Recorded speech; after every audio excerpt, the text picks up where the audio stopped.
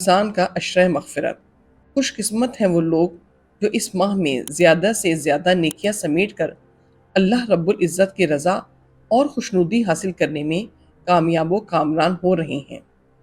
سورہ بقرہ آیت نمبر 183 قرآن مجید فرقان حمید میں ارشاد باری تعالیٰ ہے: اے ایمان والو، تم پر روزے فرض کیے گئے ہیں جس طرح تم سے پہلے لوگوں پر فرض کیے گئے تھے تاکہ تم متقی بن جاؤ۔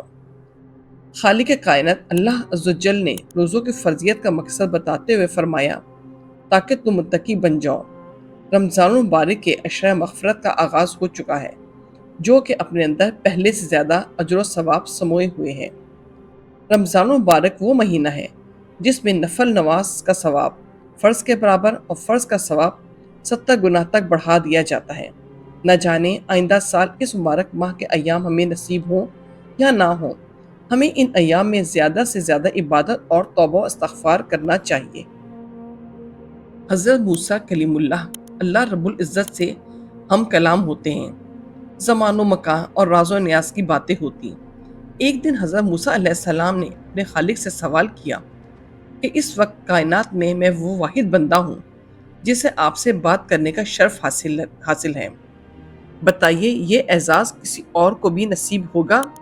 خالق کائنات نے ارشاد فرمایا: اے موسیٰ، اس دنیا میں ایک ایسی بھی امت آنے والی ہے جب میرے اور ان بندوں کے درمیان کوئی پردہ حائل نہیں ہوگا۔ حضرت موسیٰ حیران ہوئے، باری تعالیٰ وہ کیسے؟ اللہ تعالیٰ نے فرمایا: یاد رکھ موسیٰ، تیرے اور میرے درمیان کلام اور ملاقات کی صورت میں بے شمار پردے حائل ہیں، جبکہ اس امت کے ساتھ یہ معاملہ ہرگز نہ ہوگا۔ اس پر موسیٰ علیہ السلام کی حیرت میں مزید اضافہ ہو گیا۔ انہوں نے عرض کیا: کائنات کے مالک بتائیے وہ خوش نصیب کون ہوں گے؟ اللہ تعالیٰ نے ارشاد فرمایا: وہ امت محمدی ہوگی۔ ان میں سے وہ لوگ جو ماہ رمضان کے ایام پا کر صرف میری رضا اور خوشنودی کے لیے روزے رکھیں گے، پھر وقت افطار نڈھال جسم، خشک زبان اور منہ کی مہک کے ساتھ جو دعا مانگیں گے میں وہ قبول کروں گا، کیونکہ اس لمحے ان کے اور میرے درمیان کوئی پردہ اور فاصلہ نہ ہوگا۔ روزے دار کے متعلق اللہ تعالیٰ کا ارشاد ہے: روزہ خاص میرے لیے ہے اور میں ہی اس کا اجر و ثواب دوں گا۔ حضرت عبداللہ بن عمر رضی اللہ عنہ روایت کرتے ہیں کہ نبی اکرم صلی اللہ علیہ وسلم نے ارشاد فرمایا: روزے اور قرآن دونوں بندے کے لیے سفارش کریں گے۔ روزے عرض کریں گے: اے پروردگار، میں نے اس بندے کو کھانے پینے اور نفس کی خواہش پوری کرنے سے روکے رکھا تھا، آج میری سفارش اس کے حق میں قبول فرما۔ اور قرآن کہے گا: میں نے اس بندے کو رات کو سونے اور آرام کرنے سے روکے رکھا تھا، آج اس کے حق میں میری سفارش قبول فرما۔ چنانچہ روزہ اور قرآن دونوں کی سفارش بندے کے حق میں قبول فرمائی جائے گی۔ حضرت ابو ہریرہ رضی اللہ عنہ سے روایت ہے کہ حضرت صلی اللہ علیہ وسلم نے فرمایا: 3 آدمیوں کی دعا رد نہیں ہوتی، ایک روزہ دار کی افطار کے وقت، دوسری عادل بادشاہ کی اور تیسری مظلوم کی۔ حضرت سہل بن سعد سعدی رضی اللہ عنہ سے روایت ہے کہ سرکار دو عالم صلی اللہ علیہ وسلم کا فرمان عظیم ہے کہ جنت کے دروازوں میں ایک خاص دروازہ ہے جس کو باب الریان کہا جاتا ہے۔ اس دروازے سے قیامت کے دن صرف روزہ داروں کا داخلہ ہوگا، ان کے سوا کوئی اس دروازے سے داخل نہیں ہو سکے گا۔ اس دن پکارا جائے گا کہ کدھر ہیں وہ بندے جو اللہ کے لیے روزہ رکھا کرتے تھے اور بھوک پیاس کی تکلیف اٹھایا کرتے تھے؟ وہ اس پکار پر چل پڑیں گے۔ جب روزہ دار اس دروازے سے جنت میں پہنچ جائیں گے تو یہ دروازہ بند کر دیا جائے گا، پھر کسی کا اس سے داخلہ نہیں ہو سکے گا۔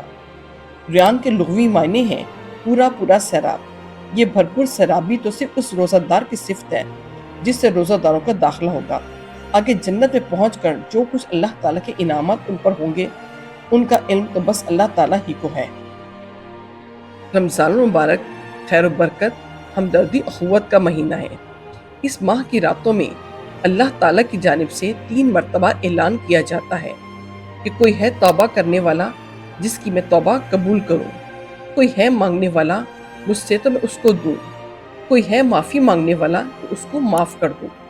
اگر کوئی مسلمان عشرہ مغفرت میں اپنے پچھلے تمام कबीरा गुनाहों से सच्चे दिल से तौबा कर ले तो उसके सगीरा गुनाह रोज़े की बरकत से माफ़ फरमा दिए जाते हैं और वो शख्स गुनाहों से ऐसा पाक हो जाता है जैसे उसकी माँ ने उसे अभी जन्म दिया हो।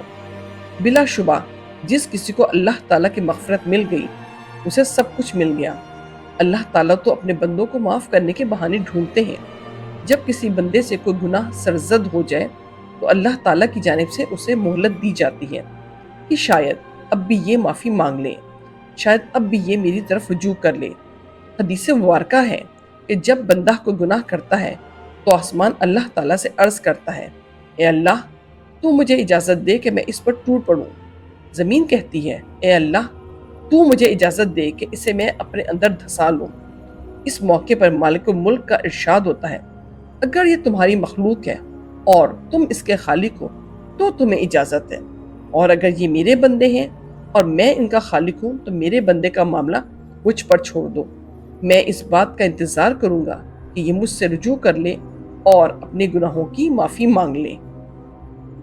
सूरह बकरा आयत नंबर 185 में अल्लाह सुब्हानह ताला का फरमान है, माह रमज़ान वो है जिसमें कुरान मजीद उतारा गया, जो लोगों को हिदायत करने वाला है और जिसमें हिदायत की और हक़ व बातिल की तमीज़ की निशानियाँ हैं। तुम में से जो शख्स इस महीने को पाए उसे रोज़ा रखना चाहिए। हाँ, जो बीमार हो या मुसाफिर हो उसे दूसरे दिनों में गिनती पूरी करनी चाहिए। अल्लाह ताला का इरादा तुम्हारे साथ आसानी का है, सख्ती का नहीं।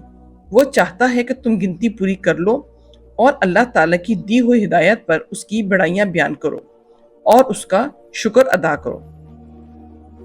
इस महीने में गुनाहगारों और मईसत का इर्तिकाब करने वालों की तौबा कबूल की जाती है।